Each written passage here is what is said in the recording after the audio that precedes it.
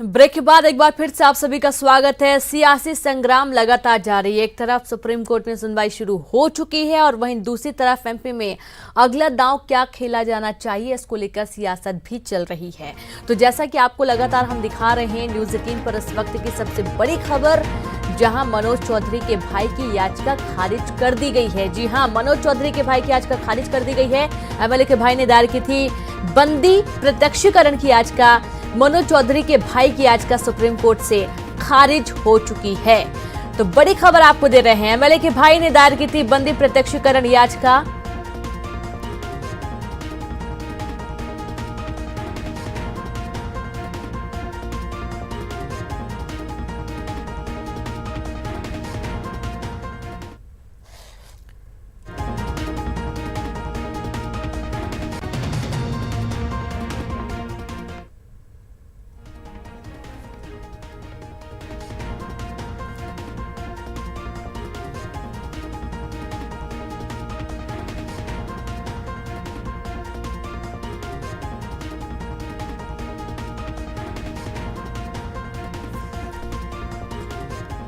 तो बीजेपी प्रवक्ता जमाल खान साहब और वरिष्ठ अधिवक्ता भी जुड़े हुए हमारे साथ। तमाम पैनल पहले से ही मौजूद है।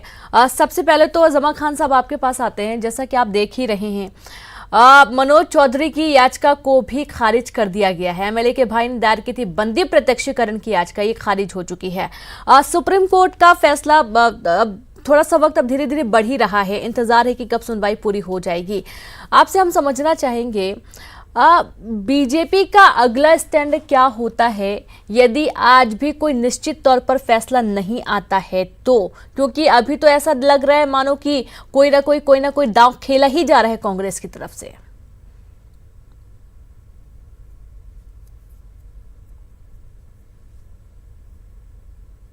जब से घटनाक्रम चालू हुआ है, शुरू से ही यही रहा है कि आप विश्वास मत हासिल करें। हमें पता है और आपको भी अच्छे से पता है कि अल्पमत की सरकार है। इसने बहुमत जुटाने के लिए पूरे मध्य प्रदेश के अंदर जो तमाशे किए हैं, ये भारतीय राजनीति में इससे पहले नहीं हुए। मैं आपको बताऊं कि ये वही कांग्रेस पार्टी है जो 356 एक्ट का 100 बार उपयोग करके जनता द्वारा चुनी हुई सरकारों को गिराया है। अपनी मनमर्जी सरकार बनाई इन लोगों ने और पूरे देश के अंदर अनैतिक तरीके से जो राज किया है वो सबके सामने रहा है।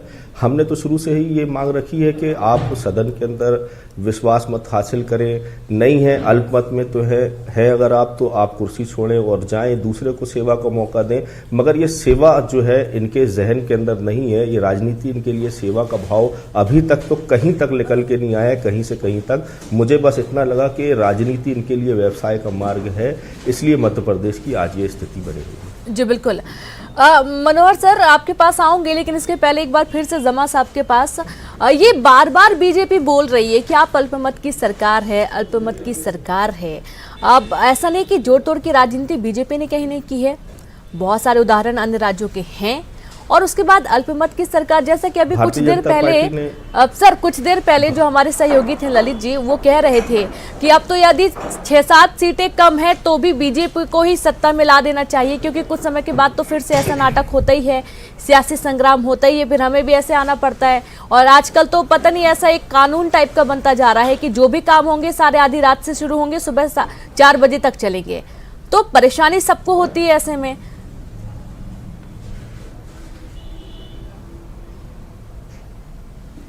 देखिए, मैं आपको ये बताऊं कि ऐसा बिल्कुल नहीं है कि जहाँ पे 2-4-5 सीटें कम है ये हमको सरकार चलाने के लिए दी जाए। मैं तो आपसे बोलूँगा, आप शुरू से मध्य प्रदेश का घटनाक्रम देखिए। ये जो आज मध्य प्रदेश के हालात हैं, इसमें हमारा कहीं भी कोई जिक्र नहीं है, कहीं भी कोई हस्तक्षेप नहीं है, कहीं भी कोई तरीके का इन्वॉल्वमेंट नहीं है। देखिए, सरकार ने जब अपने जोरों पे चल रही थी तो वक्त लोगों को नहीं दिया, उनकी बात नहीं सुनी, आवाम की बात नहीं सुनी, जनता से जुड़े मुद्दों का हल नहीं निकाला। लोग नाराज हुए और नाराजगी 3 बार इनके पत्रों द्वारा जाहिर हुई, जिसको ये एक्सेप्ट नहीं कर रहे हैं। तो जो भी घटनाक्रम मध्य प्रदेश का बन रहा है, ये इस्तीफे का बना है या पूर्व में बना हो या वर्तमान में हो, ये इनकी नाराजगी और इनकी तकलीफों की वजह से है जो लोगों को दी गई हैं। और जो भी हालात आज मध्य प्रदेश के बने हुए हैं, इसकी स्वयं कमलनाथ सरकार जिम्मेदार है। भारतीय जनता पार्टी कहीं से कहीं तक कोई हस्तक्षेप ना था ना है। देखिए, हम लोकतंत्र बचाने के लिए जरूर सड़क पे उतरे हैं, फाइट कर रहे हैं, हम या न्यायालय गए हैं, लोकतंत्र बचाने के लिए गए हैं, मगर हमने अभी तक ऐसी कोई चीज भी नहीं कही है कि हम सरकार बनाने जा रहे हैं या इनको हटा रहे हैं। ये सारी चीजें नहीं। लोकतंत्र में आस्था हमारे को जो है इनसे ज्यादा है और हम इस आस्था को वक्त वक्त पे दिखाते भी हैं, लोकतंत्र को बचाने सड़कों पे भी उतरते हैं, मगर इस तरीके का ड्रामा नहीं करते हैं कि सुबह सुप्रीम कोर्ट में सुनवाई हो रही है और तमाशा बेंगलोर में जाके करें, धरना दें, बैठे। आप वीडियो से भी इस चीज का अंदाजा लगाया जा सकता है कि विधायकों की नाराजगी इनसे किस तरीके की थी। उससे दिग्विजय सिंह जी को ये समझ लेना चाहिए था कि वो विधायक जो बेंगलोर में है वो अब इनके साथ नहीं है। प्रेस वार्ता की सारी बातें सुनिए, बहुत अच्छे से सुनी गई और एक बार नहीं कई बार सुनी गई हैं। मनोहर दलाल साहब, जैसा कि आप देख ही रहे हैं लगातार, और जैसा अभी आपने सुना भी, खान साहब का कहना है कि हम लोकतंत्र को बचाने के लिए इनसे तो आगे ही हैं, इनसे आगे हैं, यानी कि अब यहाँ पर लोकतंत्र को बचाने के लिए भी अब कंपटीशन होने लगा, ऐसा समझ में आने लगा है। लोकतंत्र की बातें सभी करते हैं और हम सब भी बातें ही कर रहे हैं, लेकिन इस वक्त जो राजनीति हम देख रहे हैं मध्य प्रदेश की तासीर ऐसी पहले कभी नहीं रही है। जब से मेरी समझ से, जब से मैंने समझना शुरू किया है, तब से मैंने देखा है कि बहुत स्वच्छ और शांतिपूर्वक राजनीति होती थी। पिछले 2-3 सालों से देखा जा रहा है बहुत ड्रामा हुआ इसमें।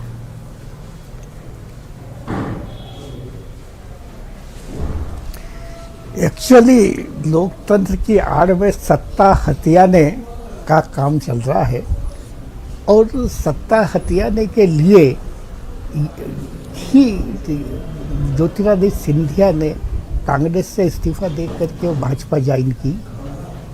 यह आरोप जो कांग्रेस का है उसमें सत्यता प्रकट होती है, परंतु नैतिक दृष्टि से यदि एक बार कांग्रेस के 22 एमएलए ने इस्तीफा दे दिया तो उसके बाद में कमलनाथ सरकार को तत्काल त्यागपत्र दे देना चाहिए था, परंतु उन्होंने ऐसा नहीं किया। उस सत्ता बचाने के लिए जिस तरह का खेल खेला उससे लोकतंत्र की और संविधान की जी बिल्कुल, आप अपनी बात पूरी करिएगा, रोकना चाहूंगे। सिंधिया समर्थकों ने वीडियो जारी किया है, आपको बड़ी खबर दे रहे हैं। दिग्विजय सिंह के बेंगलुरु पहुंचने के बाद सिंधिया समर्थक विधायकों ने वीडियो जारी कर कहा है कि वो दिग्विजय सिंह से नहीं मिलना चाहते हैं। विधायक गोविंद सिंह राजपूत और इमरती देवी समेत कई सिंधिया समर्थकों ने कहा है कि वो दिग्विजय सिंह से मुलाकात नहीं करना चाहते हैं। और जैसा कि दिग्विजय सिंह बार बार बोल रहे हैं कि उनके फोन छीन लिए गए हैं, वो हमसे 4 से 5 विधायकों से बात भी हुई है, ऐसे भी बयान सामने आ रहे हैं और वो चाहते हैं मिलना, लेकिन उनको मिलने नहीं दिया जा रहा है। तो इसी बीच गोविंद सिंह राजपूत, इमरती देवी का वीडियो सामने आया है, बयान सामने आया है, जिनमें उनका कहना है कि वे दिग्विजय सिंह से नहीं मिलना चाहते हैं। मैं राजवर्धन सिंह दत्तीगांव बदनावर से विधायक हूँ। हम लोग पहले ही स्वेच्छा से मध्य प्रदेश विधानसभा अध्यक्ष महोदय को अपना इस्तीफा सौंप चुके हैं और स्पष्ट कर चुके हैं कि हमें अब किसी भी प्रकार से किसी कांग्रेस के नेता से नहीं मिलना है। कल मैंने जरूर कहा था कि कमलनाथ जी अगर आके साक्षात्कार करना चाहें मीडिया के सामने तो कर सकते हैं, लेकिन पता लगा दिग्विजय सिंह जी पधारे रहे हैं। उनसे पिछले महीने ही मैंने निवेदन किया था, तो आपने फरमाया कि मेरे हाथ में ज़्यादा कुछ है नहीं, मुख्यमंत्री जी से बात करनी पड़ेगी। इसलिए अब हम इस परिस्थिति में कर्नाटक सरकार से भी आग्रह करते हैं कि बेवजह हमें परेशान न किया जाए, पुलिस प्रोटेक्शन भी हमें दिया जाए, क्योंकि जिस प्रकार सिंधिया जी पे हमला हुआ, हो सकता है कि लोग हम पे भी हमला कर दें। इसलिए हमने स्वेच्छा से त्यागपत्र दिया है, त्यागपत्र हमारा स्वीकार किया जाए और इन परिस्थितियों में हमें पुलिस प्रोटेक्शन दिया जाए, क्योंकि हम किसी कांग्रेस से नेता से अभी मिलना ना तो चाहते हैं, ना हमारी अभी मिलने की किसी से इच्छा है। हम लोग यहाँ बेंगलोर में रुके हुए हैं, विधायक साथी, हमारे साथी, हम भी।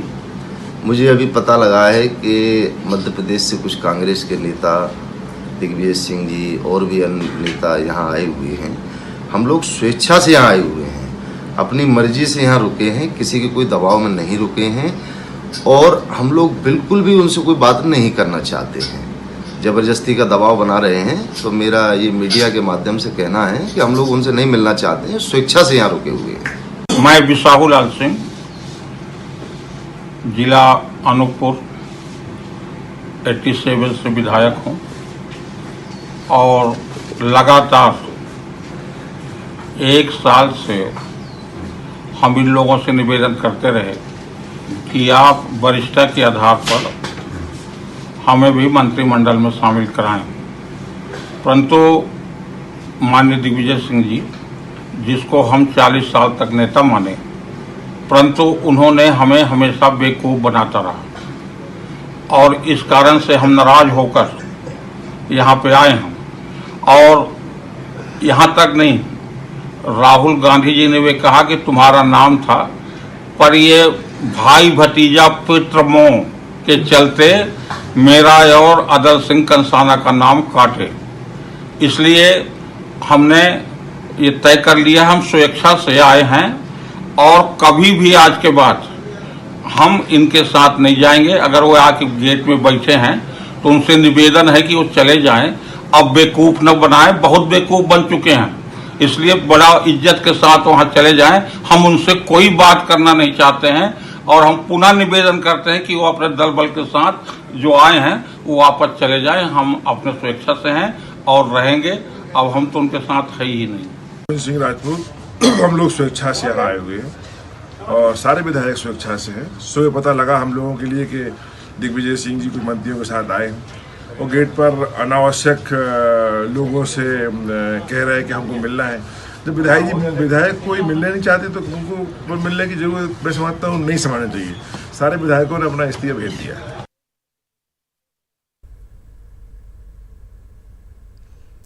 तो देखा आपने ये तमाम सिंधिया समर्थक। विधानसभा क्षेत्र 211 सांवेर, जिला इंदौर, मध्य प्रदेश की सरकार में स्वास्थ्य मंत्री था। हम लोग स्वयं की इच्छा से बेंगलोर यहाँ आए हैं। मेरे सुनाई में भी आया है कि मध्य प्रदेश के पूर्व मुख्यमंत्री दिग्विजय सिंह जी हम लोगों से मिलना चाहते हैं। मैं बेंगलोर कर्नाटक की पुलिस से ये अनुरोध करता हूँ, हमको कांग्रेस के या पूर्व मुख्यमंत्री किसी को नहीं मिलना। हम स्वतः हमारी इच्छा से आए हैं और बेंगलोर की पुलिस से ये अनुरोध करता हूँ कि हम लोगों की सुरक्षा प्रदान करें। मैं राजवर्धन सिंह दत्तीगांव, बदनाम। तो सुना आपने यहाँ पर जितने भी सिंधिया समर्थक विधायक इस वक्त बेंगलुरु में हैं, उनमें से कुछ विधायकों की वीडियो सामने आई हैं। जब इन्हें मालूम हुआ कि दिग्विजय सिंह उनसे मिलने के लिए पहुंचे हुए हैं तो आपने सुना होगा यहाँ पर, और बिसाहू लाल सिंह को भी आपने सुना है। उनका कहना है कि उन्होंने कहा कि वरिष्ठता के आधार पर मंत्रिमंडल में जगह मिलनी चाहिए और इस बात की जानकारी उन्होंने राहुल गांधी को भी दी थी। उन्होंने कहा भी था कि हाँ ऐसा होना चाहिए, लेकिन उनको जगह नहीं दी गई है। अब हम और बातचीत भी करेंगे। तमाम पैनल हमारे साथ जुड़े हुए हैं और कांग्रेस से भी कुछ गेस्ट इस वक्त पहुंचे हुए हैं भोपाल स्टूडियो, उनसे भी बातचीत करेंगे। लेकिन अभी आप जो देख पा रहे हैं कि बहुत जल्दी जल्दी रिएक्शन अब सामने आ रहे हैं। जैसे ही पता चलता है कि भाई कांग्रेस जो सिंधिया समर्थक विधायक थे वो सामने नहीं आ रहे हैं, वो सामने आ गए। सिंधिया समर्थक विधायक खुलकर बात नहीं कर पा रहे, उन्होंने कल प्रेस वार्ता कर दी। एक बार फिर से जब दिग्विजय सिंह आरोप लगाते हैं कि उनको मिलने नहीं दिया जा रहा है तो खुद मीडिया के सामने आकर ये बोल रहे हैं कि हम जहां पुलिस लाइन नहीं थी वहां पे पुलिस लाइन की स्थापना, जहां पे थाने के भवन नहीं। सर कितने आश्वस्त थे फिर भी सर आश्वस्त।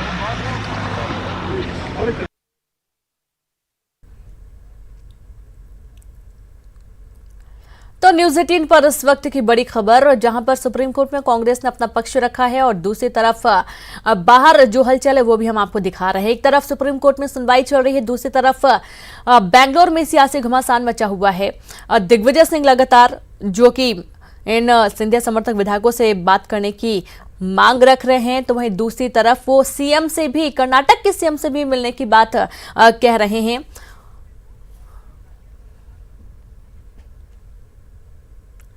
तो कांग्रेस प्रवक्ता रवि सक्सेना साहब और साथ ही एडवोकेट साहब भी जुड़े हुए हैं। सबसे पहले तो रवि जी आपके पास आते हैं। आप सकते नहीं, हम कैसे रखेंगे सर? जो बेंगलुरु में जो घटनाक्रम हो रहा है, दिग्विजय सिंह जी को डिटेन किया गया है, तो सर कैसे देखते हैं सर? ये बड़ी दुख की बात है। जी, दिग्विजय सिंह हमारे राज्यसभा के उम्मीदवार हैं। जी जी, उनका कर्तव्य है कि वो सब विधायकों से बात करें। जी, एक विधायक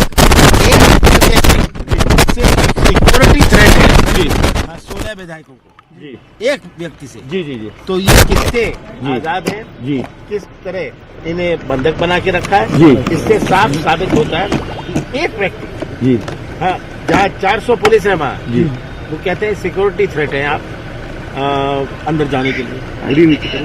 तो ये हालात है, ये पूरी देश की जनता इसे समझ ले किस प्रकार का नाटक भारतीय जनता पार्टी कर रही है। शिवराज सिंह जी, हाँ, तो हम नींद नहीं आ रही मुख्यमंत्री बनने की। सर अब ये लोकतंत्र देख रहे हैं आप लोग, फ्लोर टेस्ट की बात बार बार कर रहे हैं। फ्लोर टेस्ट होता है विश्वास मत से या अविश्वास मत जी। हमारी चलती हुई गवर्नमेंट, नई गवर्नमेंट नहीं है जी। नई गवर्नमेंट में आप कह सकते हैं आप विश्वास मत लाइए जी। हमारी चलती हुई गवर्नमेंट जहां हमने पिछले 15 महीनों में कई दफे अपनी बहुमत साबित करी है जी। अगर कोई सड़क पर खड़ा होकर कह दे कि आपकी बहुमत नहीं है जी, तो आप अविश्वास प्रस्ताव ले आइए जी। ये अविश्वास प्रस्ताव लाने में क्यों घबराते हैं जी? ये 16 विधायकों को यहाँ लाने में क्यों घबरा रहे हैं जी? क्या ये बात सबको समझ नहीं आती? आपको लग रहा है उनकी वापसी होगी विधायकों की? अब ये छूट, अगर ये पुलिस की कैद से छूटेंगे सर, उन्होंने कहा अनशन कर रहे हैं दिग्विजय सिंह, अनशन करेंगे। अनशन कर रहे हैं, जो मुझे पता नहीं क्या दिग्विजय सिंह कर रहे हैं, उनको तो गिरफ्तार कर लिया जहां तक मुझे जानकारी। आप जाएंगे क्या सर? आप भी बेंगलोर जाएंगे क्या? अब आवश्यकता पड़ेगी मैं जाऊंगा सर। कितने आश्वस्त है फिर भी सर? आश्वस्त तो सुना आपने सीएम कमलनाथ, जिनका ये कहना है कि आवश्यकता पड़ी तो वो भी बैंगलोर जाएंगे, और कई सारे आरोप वो भी लगा ही रहे हैं। उनका कहना है कि अविश्वास प्रस्ताव क्यों नहीं ला रहे हैं, और यदि ला रहे हैं तो 16 विधायकों को लेकर आए, उसके बाद अविश्वास प्रस्ताव लाएं। राकेश शर्मा साहब भी जुड़े हुए हैं, आप बीजेपी प्रवक्ता हैं, और साथ ही रवि सक्सेना साहब भी जुड़ गए हैं, कांग्रेस प्रवक्ता हैं आप। रवि जी, आपके पास ही आते हैं। अभी तो आप देख ही रहे हैं, सिंधिया समर्थक जितने भी विधायक थे पहले सामने नहीं आ रहे थे, सामने आ गए। अब उनको जैसे मालूम हुआ कि भाई दिग्विजय सिंह उनसे मिलने आए हैं, उन्होंने वीडियो जारी कर दिया कि हम मिलना ही नहीं चाहते। मिलकर बोलने में क्या हर्ज है?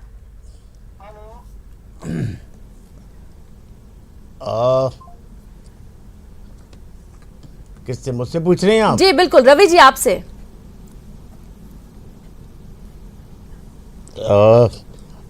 एक बार आपका सवाल जरा फिर से बता दें, क्या कह रहे हैं आप? जितने आपको आवाज आ रही है, प्रॉपर आवाज आप सुन पा रहे हैं मेरी? हाँ, आ रही है। राकेश जी आऊंगे, मैं आपके पास आऊंगी। पहले रवि जी से सवाल है, दिग्विजय सिंह मिलने पहुंचे, कह रहे थे कि मिलने नहीं दिया जा रहा है, और दूसरी तरफ वीडियो जारी होते हैं, 4 से 5 जो विधायक हैं वो उनका ये कहना है कि हम मिलना नहीं चाहते हैं, और आरोप भी लगा रहे हैं दिग्विजय सिंह के ऊपर।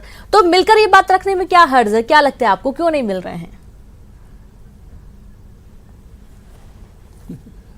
नहीं, मैं यही कह रहा हूं कि ये जो माननीय कमलनाथ जी हैं वो राज्यसभा के मेंबर हैं, और जितने भी वोटर्स हैं उन सबसे वो उनको मिलना है, तो वो मिलने गए हैं।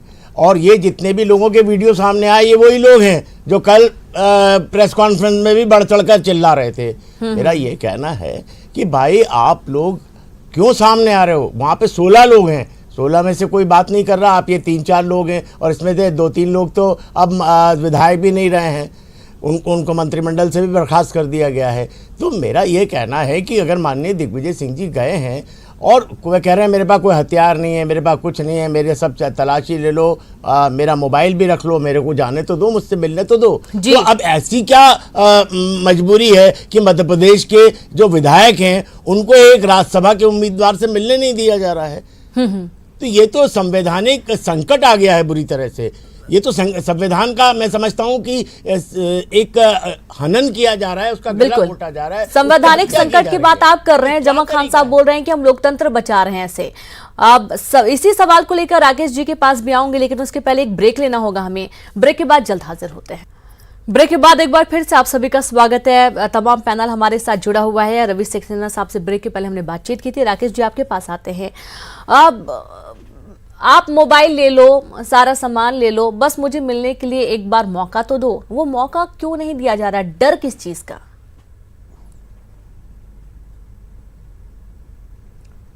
देखिए, सबसे पहले तो एक बात स्पष्ट होना चाहिए, मैं आपके चैनल के माध्यम से जनता से भी कहना चाहूँगा, और आपसे भी मेरा निवेदन है कि मध्य प्रदेश की विधानसभा इसलिए बर्खास्त आगे बढ़ा दी गई कि साहब कोरोना का डर है। आप देखिए, एडवाइजरी जारी हुई है कि भीड़ में मत जाइए, दूसरे प्रदेश की यात्रा मत कीजिए।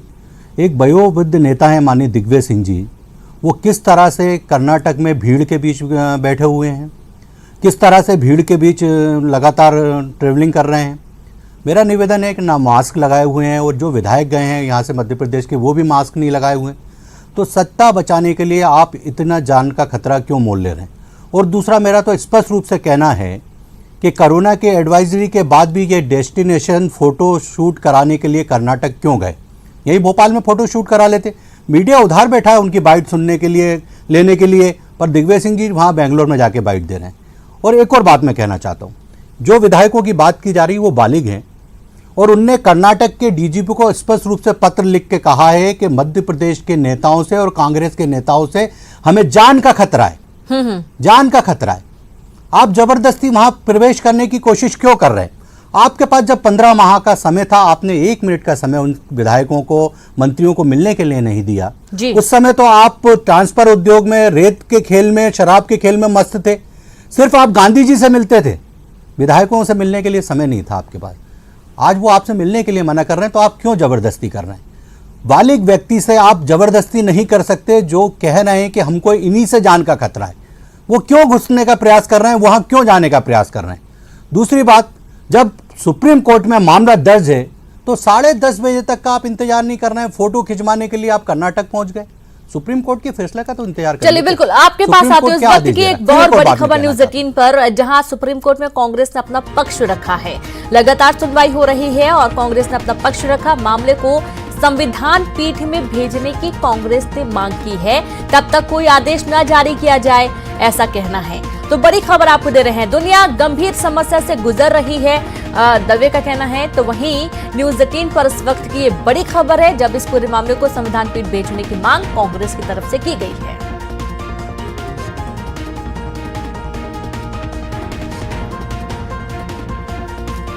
तो एक छोटा सा ब्रेक लेंगे, जल्द हाजिर होंगे। पूरी खबर पर लगातार नजर बनी रहेगी।